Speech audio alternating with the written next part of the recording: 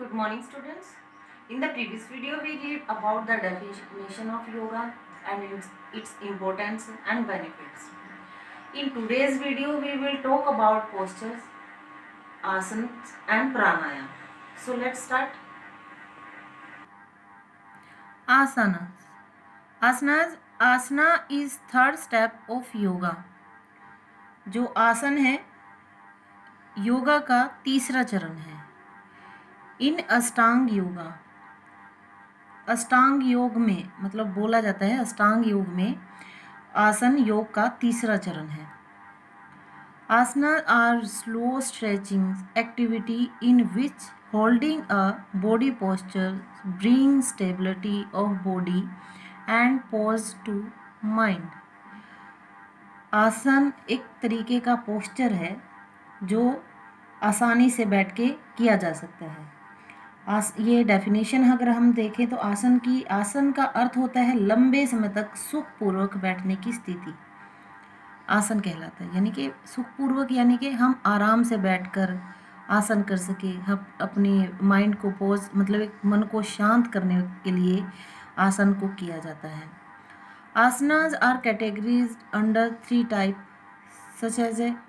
हमने आसन को 3 कैटेगरी में बांट दिया है. वो 3 प्रकार के हमने आसन यहाँ पे हम आपके लिए लेके आए हैं. कल्चरल आसन. कल्चरल आसनास में क्या है? फॉर बॉडी फिटनेस, शरीर को फिट रखने के लिए. दूसरा हमारा आ जाता है meditative and relaxative asanas for improving mental activities यानी कि ध्यान और आराम आसन मानसिक गतिविधियों को सुधार करने के लिए. मेडिटेटिव क्या होता है? ध्यानात्मक जैसे कि नाम से पता चल रहा है मन को शांत करने के लिए किया जाने वाला आसन ध्यानात्मक मेडिटेटिव यानी कि इसमें कौन सा आता है? पद्मासन. आपने नाम सुना होगा पद्मासन का. और रिलैक्सेटिव यानी कि विश्रामात्मक. रिलैक्स यानी कि विश्रामात्मक आसन कौन सा क्या होता है? थकान दूर करने के लिए किया जाता है. शवासन आपने सुना होगा शवासन. उसके बाद हमारा इसी में एक संवर्धनात्मक आसन आता है. वो हमारा थेरेपेटिक आसनास में आ जाता है. थेरेपेटिक आसनास यानी कि चिकित्सक आसन for caring various health problems. स्वास्थ्य समस्याओं के लिए हम इस आसन को करते हैं थेरेपेटिक आसन को. संवर्धनात्मक आसन के बारे में मैंने आपको बताया कि शरीर के विकास के लिए किया जाता है. इसमें कौन कौन से आसन आते हैं? वज्रासन और ताड़ासन. ये सभी आसन हैं. ये बहुत तरीके के आसन होते हैं. हम कई प्रकार से आसन करते हैं. उनकी अलग अलग पोस्चर होता है, उनके अलग अलग बैठने का तरीका होता है, करने का उनको तरीका होता है, वो भी हम आपको बताएंगे. तो ये यहाँ पे हमने आसन 3 तरीके से किए हैं. कल्चरल, मेडिटेटिव, रिलैक्सेटिव एंड थेरेपेटिक आसन. प्राणायाम.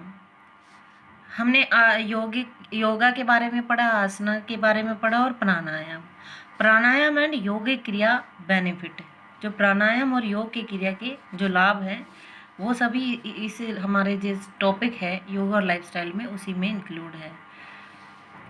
It is the 4th stage of yoga after asana. ये जो प्राणायाम है ये आसन के बाद योगा का 4था चरण है. The pranayama is derived from Sanskrit word which means breathing air as power of life. जो प्राणायाम शब्द है वो संस्कृत भाषा के शब्द से लिया गया है जिसका अर्थ है सांस लेने वाली वायु को जीवन की शक्ति के रूप में ग्रहण करना. जो ऑक्सीजन हम लेते हैं, जो सुबह की ताज़ी हवा लेते हैं, उसको जीवन की शक्ति एक एनर्जी के रूप में हम ग्रहण करते हैं प्राणायाम से. तो कई तरीके आपने कपालभाति प्राणायाम सुना होगा, सबको ही पता होगा कपालभाति प्राणायाम के बारे में. तो कई तरीके के प्राणायाम हैं, आसन भी कई तरीके के हैं.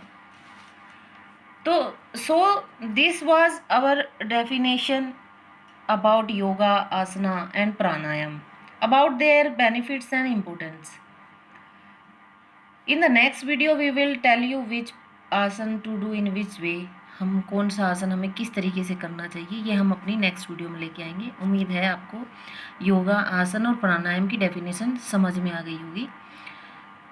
तो हम नेक्स्ट वीडियो में अपने जो सभी आसन हैं उनकी डेफिनेशन और उनके बारे में पता करेंगे, जानेंगे कि कैसे कौन सा आसन किया जाता है। Thank you so much.